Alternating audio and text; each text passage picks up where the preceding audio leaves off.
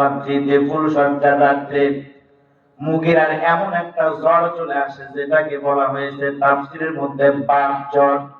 এই বাপ জ্বর আসার কারণে মুগিরা তার পুরুষত্বর ক্ষমতা হারিয়ে ফেলে।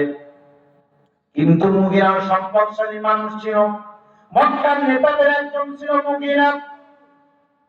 স্ত্রী যখন বুঝতে পারে যে আমার স্বামী সন্তান দেওয়ার মতো কোনো ক্ষমতা নাই, মুগিরার সংসার ছেড়ে অলি ইবনে মুগিরার মা চলে যেতে চায়। কিন্তু মুগিরা ডেকে ডেকে বলে, শোনো, আমি মক্কার একজন প্রভাবশালী মানুষ, তুমি যদি আমার সংসারটা না করে যদি তুমি চলে যাও, আমার মাথা কাটা যাবে, টাকা পয়সা ধন সম্পদ যা কিছু তোমার লাগে সব আমি দিয়ে দেব, এরপরেও তোমার যাওয়া যাবে না। ওই ইবনে মুগিরার মা ডেকে বলে, মুগিরার অনুরোধ আর রিকোয়েস্টের